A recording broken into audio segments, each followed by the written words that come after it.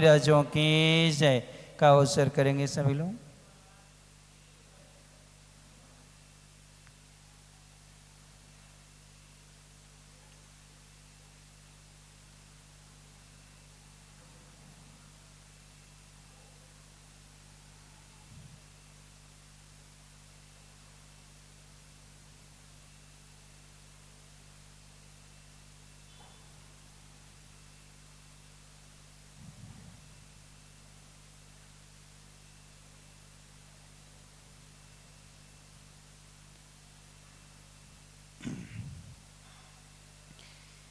एकी भावं गतियो मयः यः स्वयं कर्मे बन्धो घोरं दुःखं भवगतो दुर्निवारः करोति तस्याप्यस्य त्वयि जिनिरवे भक्तिरुन्मुक्तये चेत् जेतुं शक्यो भवति न तया को परस्तापे हेतुः ज्योतिरूपं दुरितनिवहे त्वाद्विध्वंसेतुं त्वामे बाहुर्जिनिवर्चिरं तत्त्वविद्यावियोक्तः चेतो वासे भवसि च मम परमोद्भस्मानस्तस्मिन्नमः कतिमिव तमो वस्तुतो वस्तुमीष्टे आनन्दासुरोस् न पितिवदिनं गद्गदं च विजल्पन् यश्चायेतो त्वयि दृढमनः स्तोत्रमन्त्रैर्भवन्तं तस्याभ्यस्तादपि च सुचिरं देहवाल्मीकिमध्यान् निष्कास्यन्ते विविधविषं व्याधिया कद्रुवेयः। अपन लोगों ने यहाँ पर एक ही भाव स्तोत्र में आचार्य वादिराज महाराज धर्म और धर्मात्माओं पर आए हुए संकट को निवारण करने के लिए अपने मन वचन काय को एकाग्र करते हुए और आदिनाथ भगवान को आराध्य बनाते हुए उनकी स्तुति महिमा को कहते हैं कि हे भगवान, जब आपका चार त्रिमोहिनी कर्म का क्षय हो जाता है और उस क्षय हो जाने से और अंतराय आदि कर्म का भी क्या हो जाता है, क्षय हो जाता है, तो आपके पास में जो रिद्धियाँ होती हैं वह रिद्धियाँ अतिशय को क्या है प्राप्त होती हैं। आपके शरीर से स्पर्शित हवा जिस किसी को भी प्राप्त होगी उसके सारे रोग दूर होते हैं। जैसे तेज हवा के प्रभाव से शरीर या अन्य स्थानों पर पड़ी हुई धूल क्या हो जाती है, साफ हो जाती है। जब ध्यान के माध्यम से हम आपको अपने हृदय कमल पर विराजमान कर लेते हैं, अर्ध हृदय में प्रवेश कराते हैं, तब ऐसा कौन सा लोक का उपकारी कार्य है जो दूर ना हो। अर्थात नियम से हमें लोक कल्याण की क्या होती है, प्राप्ति होती है, और अशुभ कार्य क्या होते हैं, दूर होते हैं। तो ध्यान में धर्म ध्यान और शुक्ल ध्यान, भगवान को धर्म ध्यान के माध्यम से हृदय में प्रवेश कराया जाता है। और धर्म ध्यान में कौन सा धर्म ध्यान है, आज्ञा विचय। कौन सा, आज्ञा विचय धर्म ध्यान से, और अपाय विचय, दो प्रकार के ध्यान है। आज्ञा विचय का अर्थ होता है चिंतन करना, मनन करना, बार बार विचार करना, सो क्या है, विचय है। ये भगवान की आज्ञा क्या है, इसका बार बार क्या करना, चिंतन करना, मनन करना। फिर अपाय, संसार के कारण कौन कौन से हैं और मोक्ष के कारण कौन कौन से हैं, किन किन साधनों से हमारे लिए आत्मिक सुख मिलेगा और किन किन साधनों से शारीरिक और मानसिक सुख की प्राप्ति होती है। तो अनादि काल से हमने शारीरिक मानसिक सुखों को तो कई बार प्राप्त किया है, लेकिन क्या प्राप्त नहीं किया अभी तक अपन ने? आत्मिक सुख को प्राप्त नहीं किया है। लेकिन हे भगवान, जब ध्यान करते हैं, एकाग्र मन को करके आपके स्वरूप का चिंतन करते हैं, उस स्वरूप से आपकी स्मृति को हम अपने ज्ञान में लाते हैं, तब उस समय जो एकाग्रता होती है, उस समय आप हृदय कमल, अपना जो हृदय है, इसके अंदर 8 पंखुड़ी वाला कमल जैसे आकार की द्रव्य मन की रचना है। किसकी है? द्रव्य मन की रचना है। उसमें ज्ञानावर्ण कर्म के वृक्षौसम से उसमें भाव इंद्रिय का क्या होता है? छौसम होता है। उसके साथ साथ में वीर्यांतराय कर्म का छौसम होता है। तब जिनको हमने स्मृति में लाए हैं, उनको हम क्या कर लेते हैं? वहाँ पर ठहरा लेते हैं। और जब तक हम उसमें तन्वय बने रहते हैं, तब तक हमारे पास में असाता वेदनी जन्य कोई भी पीड़ा हमें दुख नहीं दे सकती है। क्यों नहीं दे सकती है? क्योंकि हमारा उपयोग कहाँ लगा है? भगवान के गुणगान करने में, उनका क्या करने में? चिंतन करने में। उपकार के यहाँ पर 3 अर्थ होते हैं। उप यानी निकटता से, क्रिया ने करने वाला, जो अत्यंत निकट से कार्य करता है वो क्या कहलाता? तो उपकार कहलाता है। इसके 3 अर्थ हैं। एक होता है शरीर पर उपकार, एक होता है आत्मा पर उपकार, और एक होता है परिवार पर उपकार। सबसे पहले परिवार पर जो उपकार होता है वह अलग है। अपने शरीर पर उपकार करना अलग है और अपनी आत्मा पर उपकार करना अलग है। इन 3 में से कल्याण हमारा किससे होगा? परिवार पर उपकार करने से, शरीर को उपकार करने से, या आत्मा का? तो आत्मा को उपकार क्या है? आत्मा को उपकार क्या है? धन कमाना, इससे परिवार को लाभ मिलता है। किससे? धन से। और काम पुरुषार्थ जो होता है, भोजन पान आदि जो है, ये सारे के सारे शरीर का उपकार करते। किसका करते हैं? शरीर का उपकार करते हैं। आर्थिक पुरुषार्थ से परिवार और काम पुरुषार्थ से शरीर उपकृत होता है, लेकिन धर्म पुरुषार्थ से आत्मा उपकृत होती। किससे? धर्म पुरुषार्थ से। तो जब हम धर्म पुरुषार्थ करेंगे, आत्मा को उपकार ये है कि हमारी आत्मा जो है मन से जुड़ी होने के कारण हमारे मन में अशुभ भाव नहीं आना। क्या नहीं आना? अशुभ भाव नहीं आना, बुरे विचार ही नहीं आना। सबसे बड़ा आत्मा का क्या माना जाता है? उपकार माना जाता है। क्योंकि बैठे बैठे हम कुछ भी चिंतन कर सकते हैं, और चिंतन से जो कर्म का आश्रय बंद होगा, अशुभ होगा तो उसका दुखदायी फल मिलेगा, और शुभ होगा तो सुखदायी फल मिलेगा। अब आपसे हम पूछें, जितना आप मन से पंच इंद्रिय के विषयों के विषय में या परिवार आदि के विषय में चिंतन करते हो, क्या उतना त्यागी, व्रती, धर्म और धर्मात्माओं का चिंतन करते हो? क्या करते हो? क्या मंदिर में आ गए सो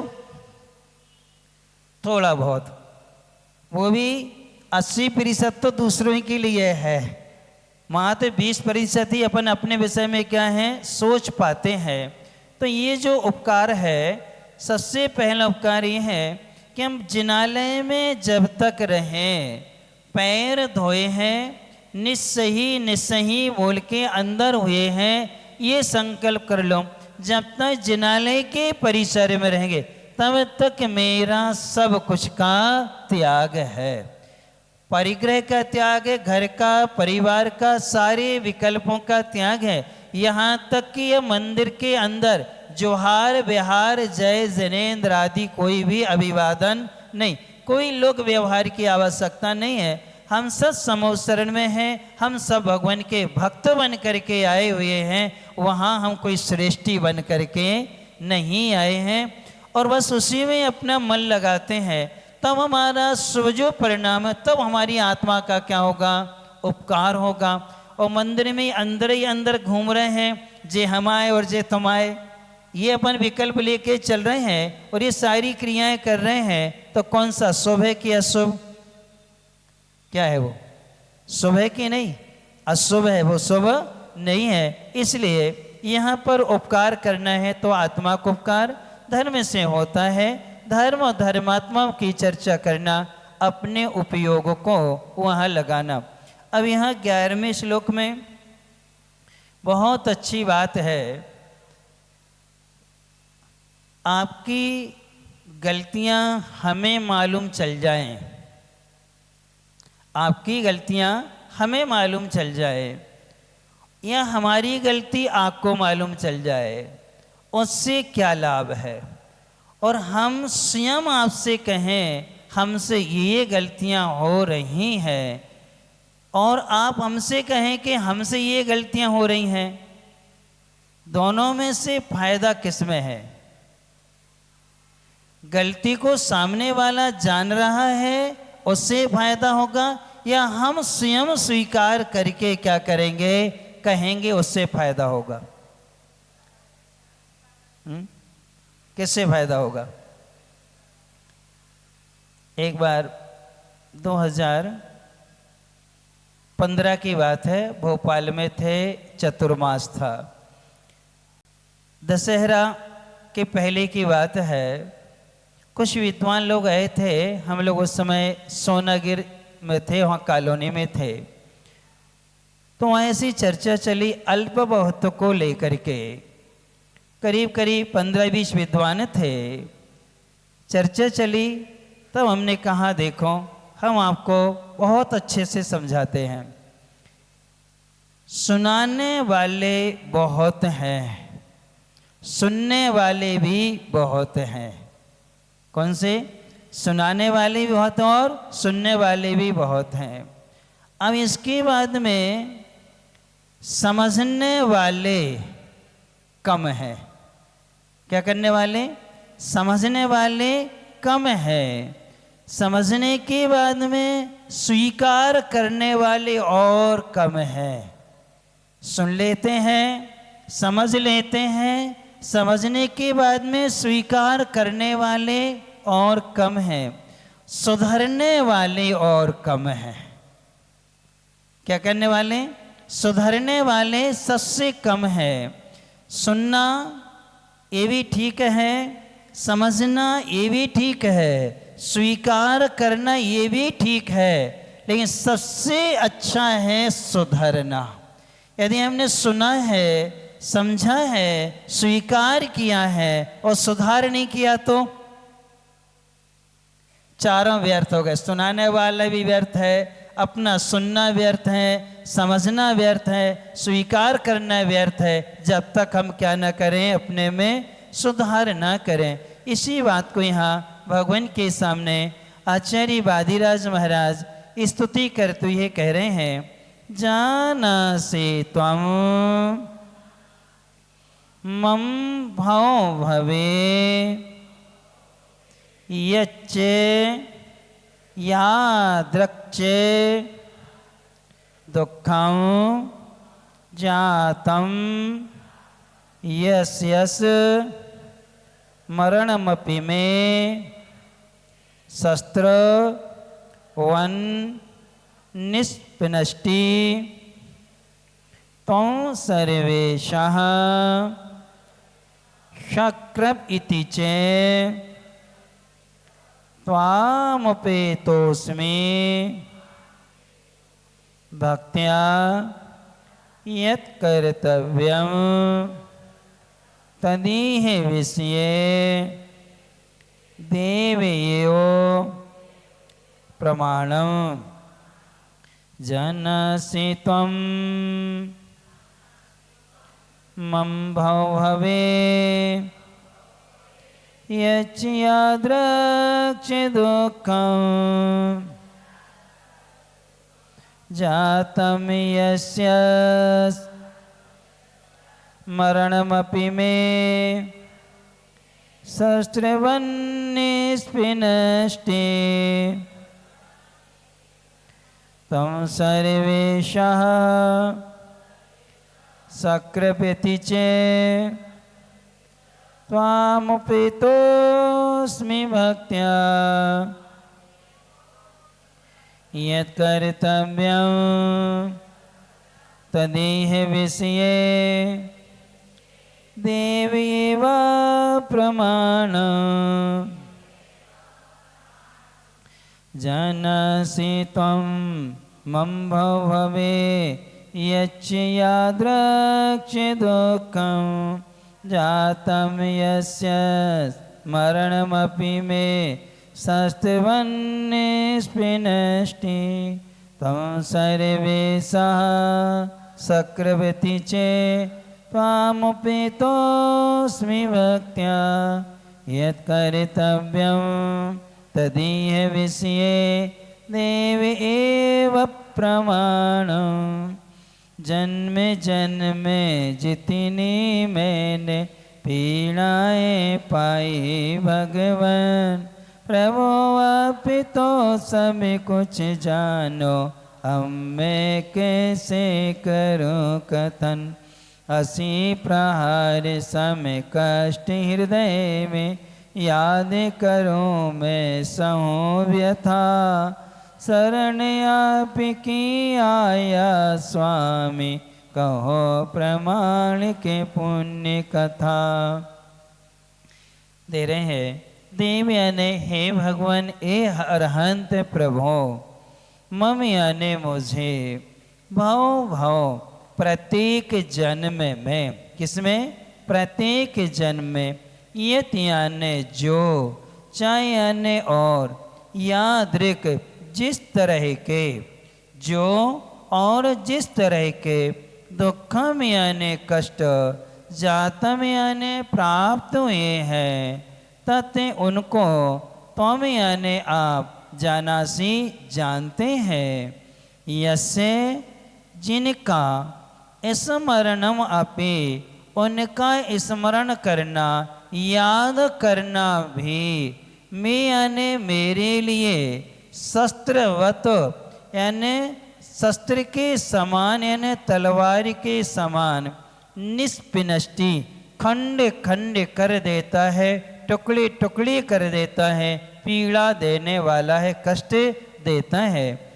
हे नाथ तुम यानी आप सर्व ईसा आप सभी के ईश यानी क्या हो स्वामी हो सकृप चयन और शकृप यानी कृपा करके क्या करके कृपा करके आप कृपा से सहित हैं दया से क्या है सहित हो दयालु हो इति इस प्रकार भक्त्या भक्ति पूर्वक त्वाम यानी आपको उपेतः यानी समीप अस्मि यानी हूँ आपके समीप आया हूँ या आपकी शरण में आया हूँ। ये इस विषय में यद कर्तव्यम जो आपको करने योग्य है तत् वह ये यानी ही प्रमाणम वही मेरे लिए प्रमाणिक है।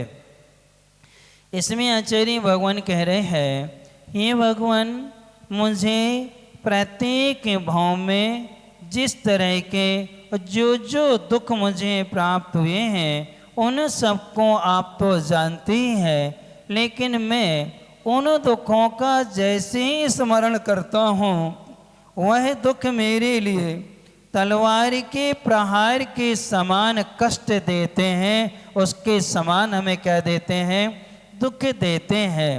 इसलिए हे भगवान आप सबके स्वामी हैं आप दयावान हैं आप कृपावान हैं इसलिए हम आपकी शरण में क्या हैं आए हैं और शरण में आए हैं। अब इस विषय में तुम्हें जो करना है सो आप ही करेंगे अर्थात मेरी कोई इच्छा नहीं है। यहाँ पर आपको बताया था दुख के समय समर्पण किसके समय दुख के समय में क्या करना है समर्पण करना है।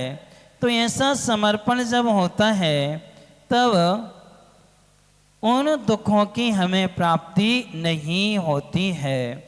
अर्थात कर्म का क्षय श्रद्धा से होता है कि समर्पण से होता है। दोनों में अंतर क्या है? श्रद्धा में और समर्पण में क्या अंतर है? इसमें बहुत सारे अंतर हैं। श्रद्धा सबके प्रति होती है। वीतरागी देव, वीतरागी गुरु और शास्त्र, वीतरागी देव शास्त्र गुरु के प्रति अपनी क्या है? श्रद्धा है। समर्पण होता है एक के प्रति। किसके प्रति? एक के प्रति क्या होता है? समर्पण होता है। श्रद्धा में सम्यक दर्शन की प्राप्ति होती है, समर्पण में चारित्र की प्राप्ति होती है। श्रद्धावान घर में रह सकता है, लेकिन समर्पित व्यक्ति संघ में रहता है। कहाँ रहता है? समर्पण वाला संघ में रहता है। श्रद्धा परिग्रह के साथ में हो सकती है, समर्पण परिग्रह के साथ में कभी होता नहीं है। क्योंकि जैसे हम लोग हैं, जब आचार्य महाराज के पास आए हैं तो हम लोग सारी इच्छाओं को छोड़ के आ जाते हैं। अब इतना ही है, अब आपकी शरण में आए हैं, अब आपको जो बनाना है सो आप बना दें, जो करना है सो आपको ही करना है। जैसे एक बार हम लोग बिहार कर रहे थे, दमोह ज़िले में मोहिली, रहली के पास में मोहिली गांव है। मोहिली से हम लोग सर्रा की ओर जा रहे थे, तो बीच में 15 किलोमीटर का घना जंगल पड़ता है। तो उस समय शेरों का वहाँ आना जाना रहता है। करीब 4 बज रहे होंगे, शेर का पानी पीने का टाइम था। तो साथ में गांव के लोग चल रहे थे, कहने लगे महाराज जी अब शेर का समय हो गया, वो यहाँ से निकलेगा पानी पीने के लिए, अपन को देखने को मिल जाएगा। हमने कोई बात नहीं। तो हमारे साथ में कुछ बहनें भी बिहार कर रहे थे। तो हमने, पटना बुजुर्ग की है वो दीदी, मैंने उनसे पूछा, दीदी यदि शेर यहाँ आ जाए तो क्या करोगी तुम? तो उन्होंने बहुत अच्छा उत्तर दिया, हम क्या करेंगे? जो कुछ करना है कौन करेगा? अब आपके सामने शेर आ जाए तो आप क्या करोगे? क्या करोगे? भाग जाओगे? अब चाहे भागो चाहे खड़े रहो, शेर आ गया तो करना किसको है? उसी को करने, अपन उसके सामने कुछ नहीं कर पाते। ठीक इसी प्रकार से जब हम भगवान के सामने आते हैं, गुरु के पास आते हैं, सबको छोड़ के आते हैं, और आकर के जब उनको श्रद्धा से नमस्कार करते हुए कहते हैं, हे गुरुवर अब हम आपके शरण में हैं, अब जो करना है सो आपको ही करना है, जैसे रखना है अब आपको ही रखना है, अब हमारी कोई इच्छा नहीं है, हम सारी इच्छाओं का क्या करके आए हैं? त्याग करके आए हैं। इसलिए नाम पड़ता है दीक्षा। जिसने सारी इच्छाएं गुरु को दे दी, अपनी सारी इच्छाएं किसको दे दी? गुरु को दे दी हैं। और जो गुरु कहेंगे वो करेंगे। कौन कहेंगे? जो गुरु कहेंगे वो करेंगे। हम अपनी मनमानी कुछ भी नहीं करेंगे। उसका नाम क्या कहलाता है? समर्पण कहलाता है। तो कल्याण किससे होगा? श्रद्धा से कि समर्पण से? श्रद्धा से कल्याण नहीं होता है। श्रद्धा से मात्र अश्व कर्म का रुकना होता है, लेकिन समर्पण से संबर पूर्वक क्या होती है? निर्जरा हुआ करती है। इसलिए अपन को अपने दुखों को कहना चाहिए, या भगवान तो सब जानते हैं? अब इसमें क्या अंतर है? आपको अपने दुख कहना चाहिए या भगवान जानते सो काय को? भगवान तो सब जानत, केवल ज्ञान में सब झलक रहा है। अब हम काय को कहें? जब तक हम कहेंगे नहीं तब तक हमें उन दुखों से कितनी गिलानी है, उसकी अभिव्यक्ति गुरु के सामने जब तक होगी नहीं, तब तक हमारा समर्पण भी क्या नहीं होगा, अभिव्यक्त नहीं होता है। इसलिए महाराज अब जानत तो सब कछु हो, तो हम केवल ज्ञानी हो गए क्या?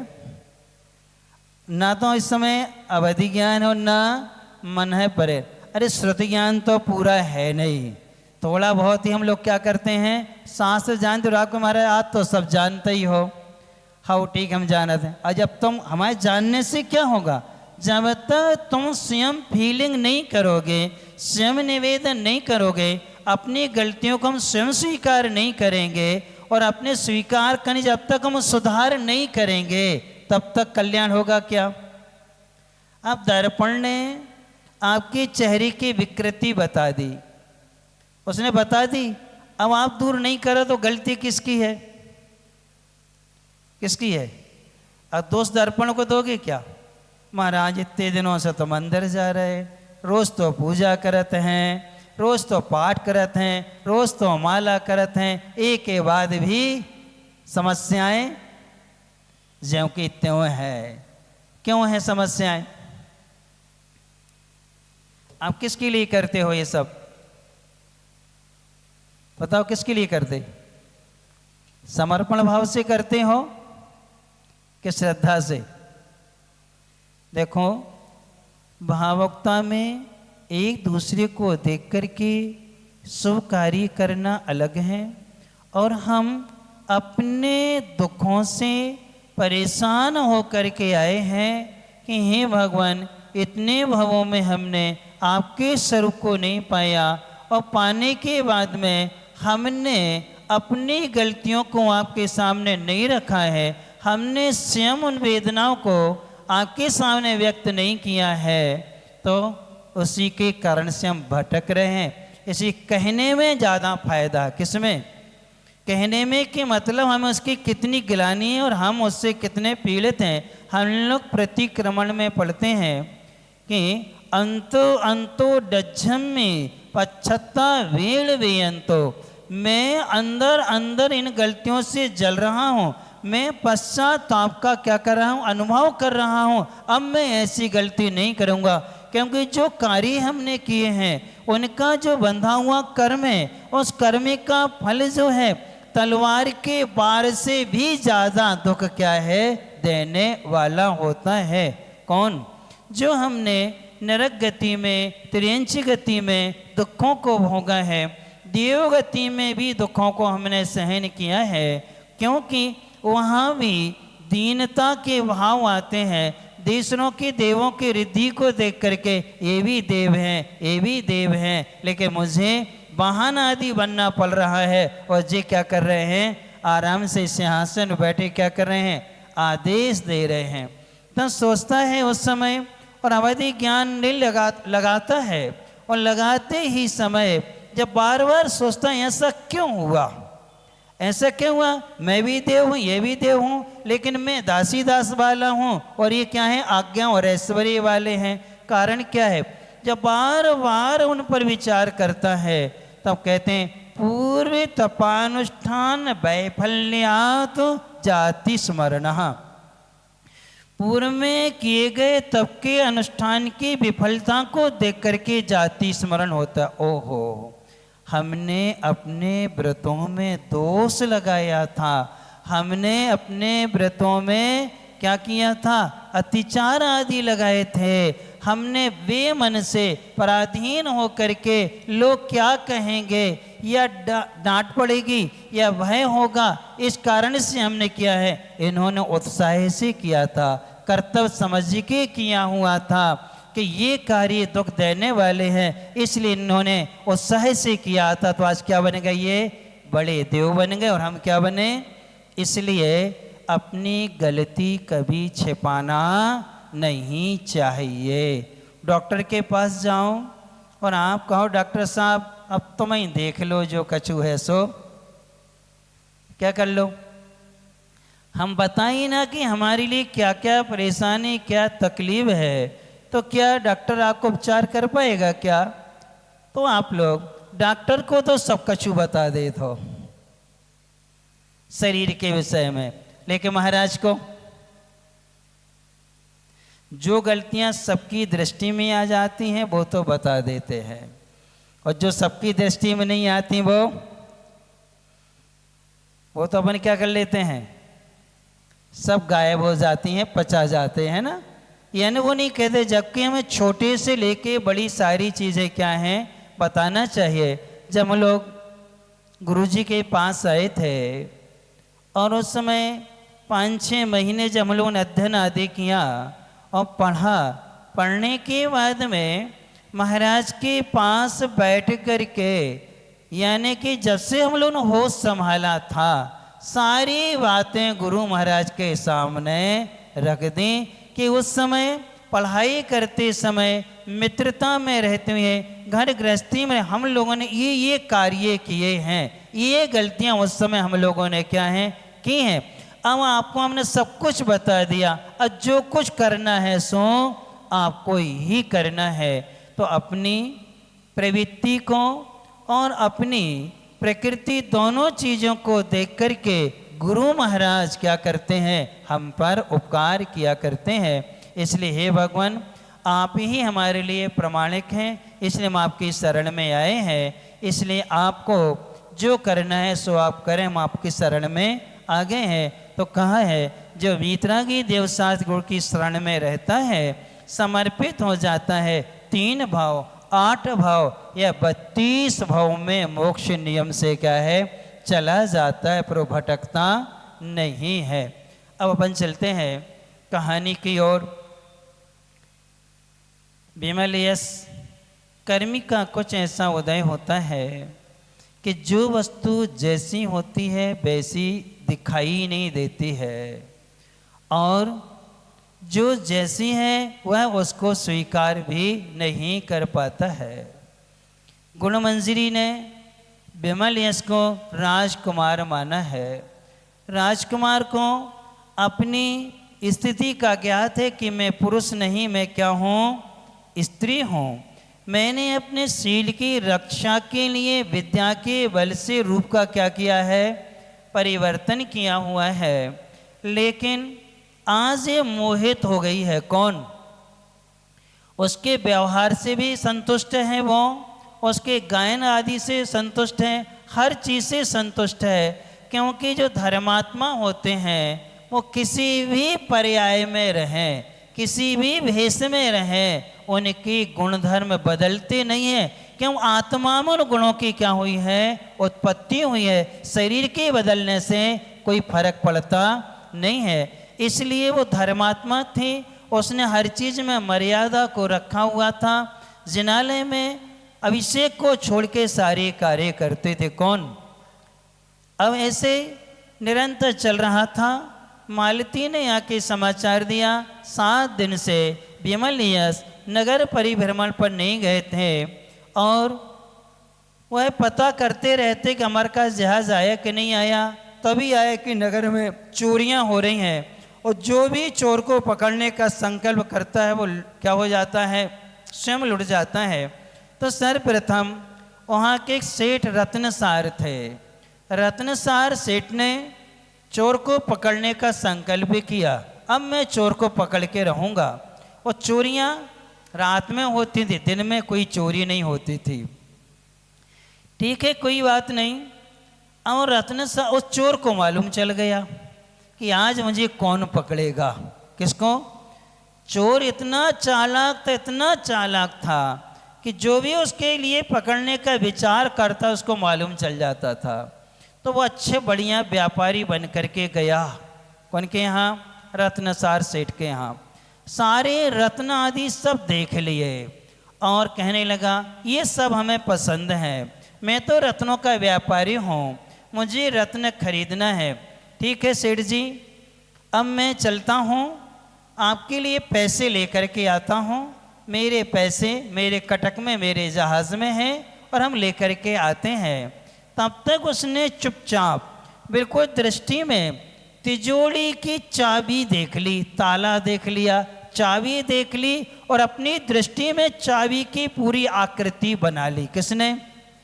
उस चोर ने। अब वो गया, अब सेठ जी सूर्य अस्त हो गया था, सब कुछ करके माला जाप आदि करके चलो अपन चलते हैं किसको पकड़ने, और हाथ में डंडा लेकर के नगर के एक एक गली में घूमने लगे। और तब तक चोर आया कहाँ, सेठ के घर में गया, तिजोरी खोली, सारे रत्न आदि सब बटोरे और बटोर करके लापता हो गया। कौन? चोर लापता हो गया, चला गया। और चला गया, सुबह सुबह सेठ जी घर आए और घर आकर के देखा तो पूरा खजाना क्या था, खाली था। तभी वो आ गया, कौन? व्यापारी आ गया, लाओ सेठ जी हम आपके लिए नोट लेके आए हैं, अब हमारा सामान हमें दे दो। तब सेठ जी कहते हैं भैया सारे रत्न तो कोई क्या था, चुरा के ही ले गया। उसने कहा अरे हमें भी सावधानी रखना होगी, क्यों नगर में तो बहुत कुशल क्या है, चोर है। और सेठ जी की हालत बहुत खराब थी। तब इसके बाद में उस नगर के दूसरे एक थे राज पुरोहित जी। राज पुरोहित जी ने संकल्प किया अब मैं चोर को पकड़ के रहूंगा। किसको? चोर को। उस चोर को मालूम चल गया कि आज संकल्प किया है किसने, राज पुरोहित जी ने। अच्छा, अब राज पुरोहित जी की कमजोरी उसको मालूम थी। किसको? क्योंकि राज पुरोहित जी रात्रि में रोज जुआ खेलते थे। नगर के बाहर कुलिका कहते हैं जुआ घर को, वो बनी रहती, वहाँ क्या खेलते थे वो।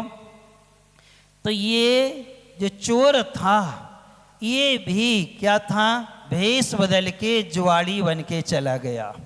और राज पुरोहित घर से निकले थे और मिल गया, परिचय हुआ, हाँ हम बाहर नगर से आए हुए हैं। अच्छा देखो इस नगर में चोर का बहुत आतंक है, इसलिए तो हम आपके साथ हो रहे हैं ताकि किसी को क्या हो, हमारा भी माल आदि क्या है सुरक्षित रहे। हमने सुना है आप तो बहुत अच्छा जुआ खेलते हैं। उन्हें कि हाँ चलो अपन जुआ खेलते हैं। और ये उसको ले गया राजपुरोहित को, जुआ खेला और जुआ में अपनी कुशलता से सब कुछ क्या कर लिया, पुरोहित जी का जीत लिया। अब इसके बाद में दांव पे थी तो एक अंगूठी और बची थी, तो बाँ भी उसने क्या कर ली, ले ली। अंगूठी लेकर के और उनसे कह करके चला गया कि देखो सेठ जी, इस नगर पुरोहित जी यहाँ चोर का बहुत आतंक है, अब मैंने जितना जीता है अब मैं ये सब कुछ लेकर के सुरक्षित स्थान पर जाऊंगा, राजा के खजाने में रखूंगा ताकि वहाँ से कोई चोरी नहीं होगी। ये वहाँ से गया और जाते ही सीधा राज पुरोहित के घर पहुँचा। और जैसे ही पहुँचा पंडितानी बाहर आई, पंडितानी से कहा रोते हुए, देखो देखो बहुत संकट में राज पुरोहित जी, उनसे कोई गलती हो गई है, राजा जी ने उनको कैद कर लिया है और कैद कर लिया है, कल तुम्हारी सारी संपत्ति राजसात हो जाएगी। लेकिन सेठ जी उन्होंने, राजपुरोहित जी ने, उनके मैं मित्र हूँ, उनने मुझे भेजा है, ये अंगूठी दी। उनने क्या दी? अंगूठी दी है कि जितना स्वर्ण आभूषण जितने रत्न आदि हैं तुम मुझे दे दो और हम इनको सुरक्षित रख देंगे, जब पुरोहित जी छूटेंगे तो हम वापस आपको दे जाएंगे, नहीं तो सुबह क्या होगा, राजा के आदमी आएंगे वे सब लूट करके ले जाएंगे। तो पंडितानी सीधी सादी थी, उन्हें झट से लिया और सारे के सारे किसको सौंप दिए, उसको दिए, उसने थैली में भरे और चंपत हो गया। अब गायब। अब जब पुरोहित जी सुबह घर आए तो पंडितानी कहती हैं अरे आप आ गए, राजा ने ज़्यादा दंड नहीं दिया, एक ही रात में छोड़ दिया। कहली क्यों, क्या बात है? कि आपका मित्र आया था, आपकी अंगूठी लेकर के आया था, उसने कहा कि राजा जी ने उनको कैद कर लिया है और उनको अपराध हुआ है, इसे कल उनकी सारी संपत्ति जब्त हो जाएगी, इसलिए सारे आभूषण सारे रत्न मुझे दे दो। तो मैंने आपके मित्र को दे दिए। पुरोहित जी माथा पकड़ के रोने लगे कि देखो मैंने पकड़ने का विचार किया था और मुझे भी लूट करके वो ले गया। अब जब ये हो गया, अब इसके बाद में फिर दो लोगों ने विचार किया उसको पकड़ने का, एक घनसार सेठ जी ने और लल्लू नाम के नाई ने। इन दोनों ने कहा कि अपन रोज चोर को दोनों मिलके पकड़ेंगे, क्योंकि दोनों बदमाश होते हैं। कौन? बनिया भी बदमाश होता है और नाई भी क्या होता है, दोनों बदमाश होते हैं। तो उन्होंने कहा अपन पकड़ के रहेंगे। तब भी कहा देखो दो दो लोग लुट चुके हैं, फिर भी अरे देखते हैं कैसे। तो उसको मालूम चल गया कि हमें नाई और क्या करेगा, ये सेठ पकड़ेगा। अब वो उसी नाई के यहाँ पहुँच गया, अपनी क्या कराने, शेविंग कराने पहुँच गया। बाल आल बनवाने के लिए, दाढ़ी मूंछ आदि सारी अच्छे से उसने शेविंग करवा ली, अच्छी बढ़िया मालिश आलिश अच्छी चम्पी अम्पी सब करा ली। अब जब सब करा लिया, 1 घंटे तक नाई से मेहनत कराई। अब अरे हम पैसे तो घर ही भूले आए, वो कुर्ता जो था पैसा वालों वो घर छोड़े आए और दूसरों वालों पहन आए हैं। अब एक काम करो, तुम्हारा जो बेटा है ना, इसको हमारे साथ भेज दो, हम इस बेटे को क्या करेंगे, पैसे दे देंगे। उन्होंने कहा जाओ बेटा इनके संगे चले जाओ। अब वो वहाँ से उस बेटे को लेके गया और जाकर के वो सेठ जी के यहाँ पहुँच गया। और सेठ जी की कपड़े की दुकान थी। अब उसने सारे कीमती कपड़े खरीद लिए, जितने कीमती कपड़े थे सब खरीद के अच्छी पोटली ओटली बांध ली। और सेठ जी ने पूरा हिसाब किताब पैसे जोड़ दिए। अच्छा सेठ जी एक काम करो, जो हमारा मौला इतनी बैठो है, हम कपड़े लेके घर जाते हैं और आकर के वहाँ से हम पैसे दे देंगे और बच्चे को ले जाएंगे। तो उन्होंने कहा ठीक है बेटा तुम बैठो। अब उसको बिठाल करके वो ले करके गायब। कौन? वो चोर गायब हो गया। अब इसके बाद में बहुत देर तक जो नाई के वहाँ पहुँचा नहीं। कौन? उसका बेटा नहीं आया। तो नाई बेटे को ढूंढने निकला और सेठ जी ने कहा वो अभी तक नहीं आया। कौन? अपने बच्चे को लेने। जब नाई वहाँ आया, अरे बेटा तुम इतने बैठे हो? कहीं हाँ पिताजी, हमें वो बैठा के चले गए कि तुम यहीं बैठो भाई हम आते हैं। सेठ जी ने कहा क्यों लल्लू क्या है, ये तुम्हारा बेटा है? कई बार का सेठ जी मालक जो अपनी तो मौला आए। अरे क्यों क्या हुआ? कहीं वो आया था कपड़े की गठरी बांध करके लेके चला गया और कह गई हमारा बच्चा बैठा है, हम पैसे लेकर के आते हैं। दोनों माथा पकड़ करके रोने लगे, चिल्लाने लगे। और जब ये तीनों घटनाएं मालती ने विमल को सुनाई, विमल खूब हंसा, पेट पकड़ के हंसने लगा। हंसते हंसते कहता है मालती वास्तव में ये चोर तो बहुत कुशल है, इसको तो कोई बुद्धि से ही पकड़ा जा पाएगा, अन्यथा इसको पकड़ना किसी के बस की बात नहीं है। तो उसको याद आ गई कि हमें हमारी भाभीयों ने हमें 4 क्या दी थी, एक को हमने प्रयोग कर चुके हैं, पंखा भी था। अब इसके बाद अध्यक्षकारिणी विद्या हमारे पास में है, हाथियों के 100 हाथी के बल वाली हमारे पास में क्या है, विद्या है। ये सब क्या है हमारे पास में। और दूसरे की विद्या को छेदने वाली भी हमारे पास क्या है, विद्या है।